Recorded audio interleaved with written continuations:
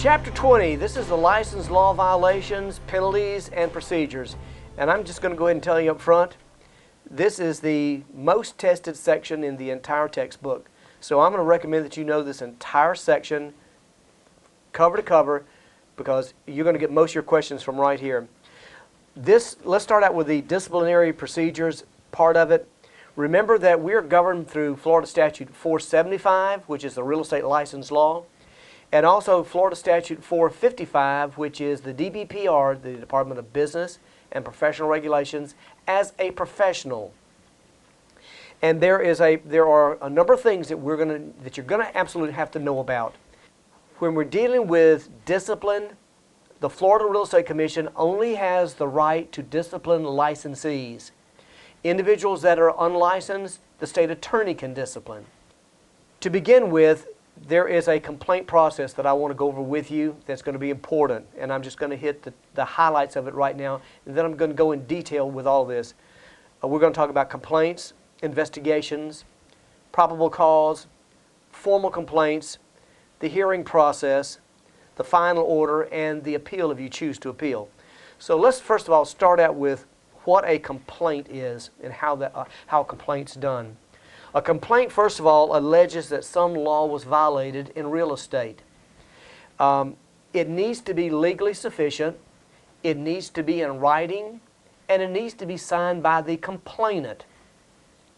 Now, I said that it needed to be some kind of complaint, some law that was violated as it relates to real estate. Let me say this, the Florida Real Estate Commission can only discipline individuals for violation of Florida Statute 475, the real estate license law. But contained in that real estate license law is one little clause that says that the Real Estate Commission can also discipline you if you have been found guilty of another crime. Bootlegging Cuban cigars. Well, first you have to be found guilty of bootlegging Cuban cigars. Then you must notify the Florida Real Estate Commission within 30 days of that conviction. And at that point, if they decide to proceed and to discipline because of that, they can. But it takes a process to get there. So the complaint needs to be legally sufficient, it needs to be in writing, and it needs to be signed by the complainant. Now, I'm going to make a comment about a term in here. It's called the Notice of Noncompliance. The only time that we have a notice of noncompliance is that when a broker has a routine audit, the DBPR investigators come in for a routine audit, they look around and they see a minor infraction. Maybe all the license weren't there, maybe the sign was not adequate, something minor where the public is not in harm's way. They'll typically issue a notice of noncompliance. The broker's got 15 days to fix it. As long as it's fixed in 15 days, nothing will be said. So with that, let's move on that after the complaint's filed, typically speaking, if they see that it's legally sufficient at the DBPR level, they're going to turn it over to some investigators. The investigators' jobs are to go out and gather data, to go out and gather information, to gather contracts, to talk to people, to get a feel for what took place, and then to write a report. That report is then going to be turned over to the Florida Real Estate Commission and also the Division of Real Estate. When the Florida Real Estate Commission gets it, the chairperson of the Real Estate Commission is going to appoint 2 commissioners to sit on the probable cause panel. Now, those 2 members of probable cause, one has got to be a licensee member and the other has to be a current member. And the reason I say that one has to be a current member, right now they're drawing off of past members of FREC also to help out with these probable cause issues. Once the probable cause panel is established, they're going to be given all this information, they're going to sift through it, and they're going to say, is it reasonable that probable cause exists? Typically speaking, if the attorneys at the DBPR level, when the complaint's filed, if they find it to be legally sufficient, that means they've spotted some part of law that's been broken. And typically speaking, the probable cause panel is going to carry one step further by saying, yes, probable cause exists. Now, they may say it doesn't, but the chances are slim. Once that occurs, once probable cause is established by this panel, they're going to have a filing of a formal complaint. The attorneys at the DBPR are going to prepare this. And what this formal complaint is going to be an outline of every charge or of every 475 rule or law that has been broken. It's going to be outlined for them. The real estate licensee that's involved in it now becomes the respondent. And that person has 20 days to respond to this formal complaint. Now, the easy way to do this is say either yes, I did it, or no, I didn't. And there's a form they fill out. You just check the box, sign it, and send it in. If you don't respond in 20 days, the commission says you probably don't care. So therefore, more than likely at the next FREC meeting, that license of the licensee is going to be revoked. Chances are, it's not set in concrete, but chances are it will be. If you say, yes, I agree with the charges, what you'll probably be confronted with is something called an informal conference. And that is to say, you're simply going to go by, have a hearing before the other members of FREC that was not on probable cause. And you'll plead your case. The state attorney's office will be there. You'll be there. Plead your case and see what will come of that. At the end of that, the Real Estate Commission will hand down a final order. Now, if you say that you don't agree with the charges, that you didn't do it, that had to be somebody else, whatever, you do have the right to a formal hearing. And that formal hearing is going to be heard before an administrative law judge. In other words, it's pulled away from the Real Estate Commission, taken to another area of the state of Florida and the legal process. When you go before that administrative law judge, it's just like a regular trial. The administrative law judge can subpoena witnesses. They can subpoena documents. It's just like a real trial. You can have an attorney to represent you. You can have an attorney in the other, but it's probably more likely that you'll have an attorney with this. You can call on witnesses. You can have testimony. There's all kinds of things.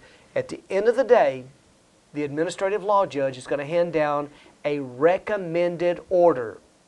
When that recommended order comes down, a copy is going to be sent to the Florida Real Estate Commission, and the other copy is going to be sent to the Division of Real Estate and the attorneys.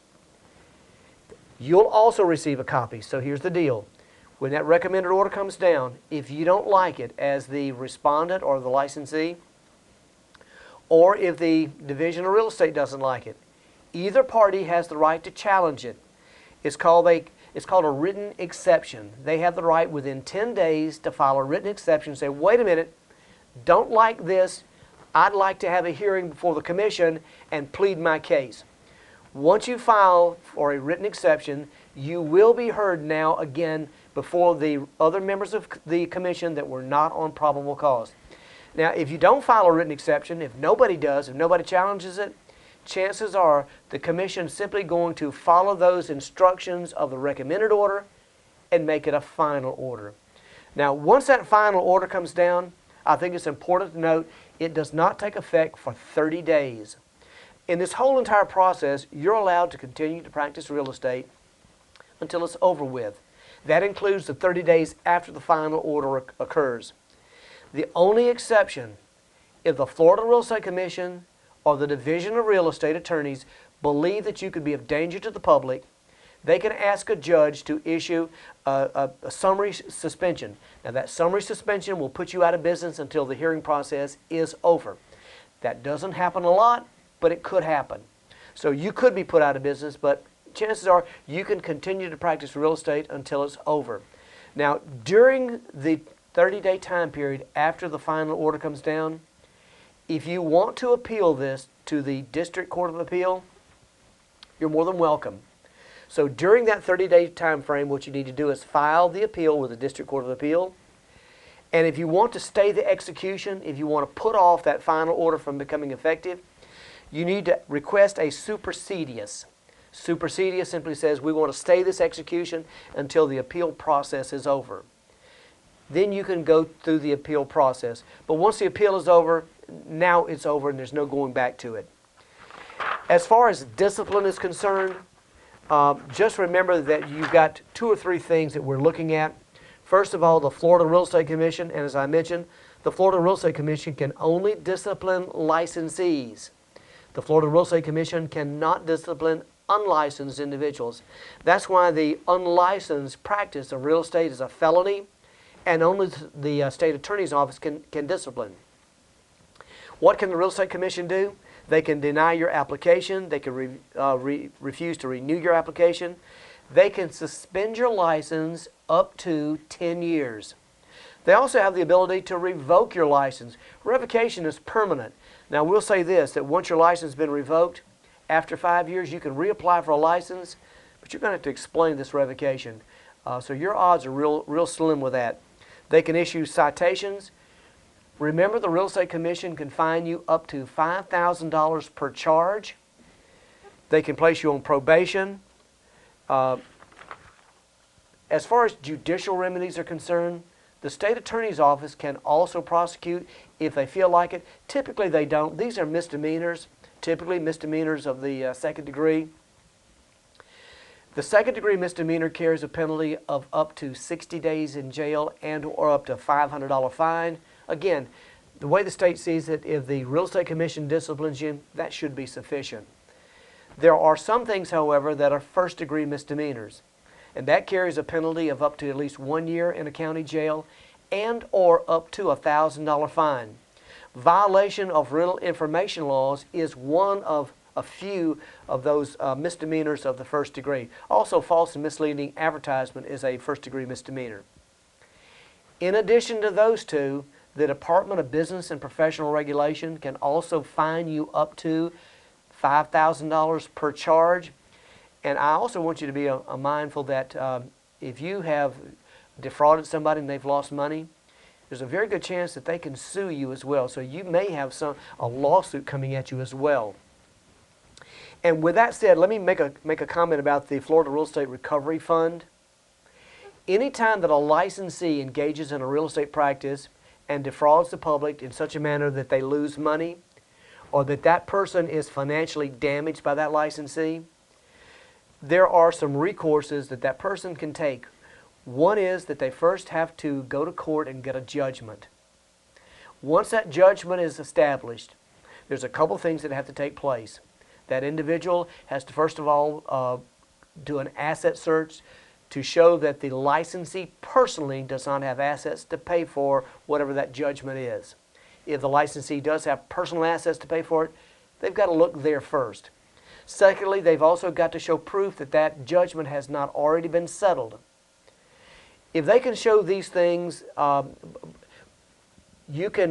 individual can collect up to $50,000 per single judgment from the recovery fund.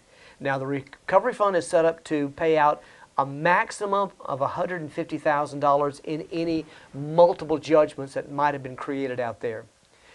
The important issue here is that as a licensee, if any money is taken out of the recovery fund to pay for a judgment against you because of what we talked about, your license is going to be automatically suspended indefinitely until that money is repaid.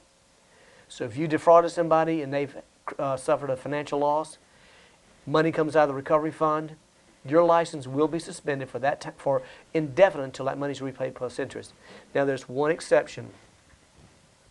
If a real estate broker follows a lawful order of the Real Estate Commission, for instance, an escrow disbursement order, a broker asks the commission to give them guidance on where to disperse certain deposits. The commission says give it to the buyer, for an example. The seller takes it to court and gets a court to overturn it.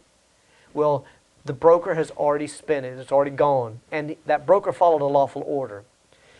That seller over here that just got the new award through a judgment can now go to the recovery fund and get their deposit, or whatever that money was, up to $50,000. The good news is, because the broker followed a lawful order of the commission, there's no repercussions. In other words, they will not lose their license. In collecting the payments from the recovery fund, anytime the recovery fund gets down below $500,000, they're going to collect it from either renewal fees or from application fees.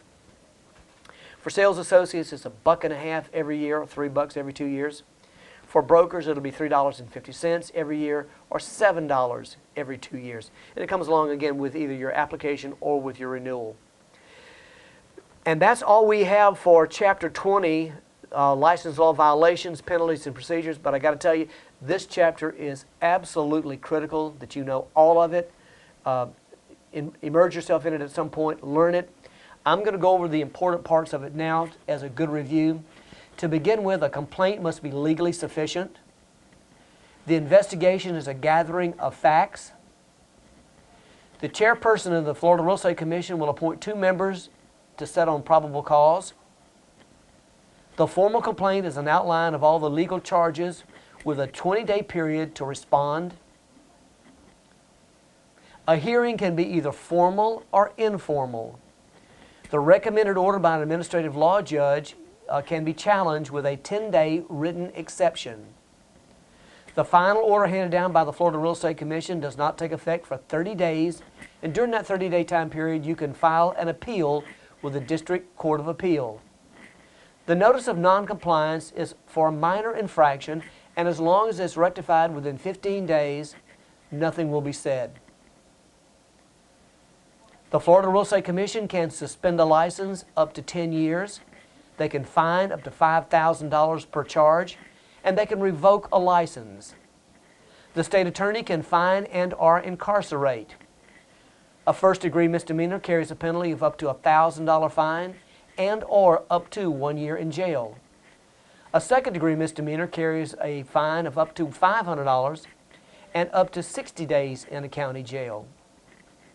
The recovery fund only pays compensatory damage and not punitive. And let me explain the difference. Compensatory is actual damage. Punitive is punishment. The recovery fund will pay up to $50,000 for single judgments and a maximum of $150,000 for multiple judgments. The license of the licensee is automatically suspended until the money is repaid plus interest, and the only exception is that if a broker follows an escrow disbursement order by FREC. And that's the end of Chapter 20 review. That's a good chapter.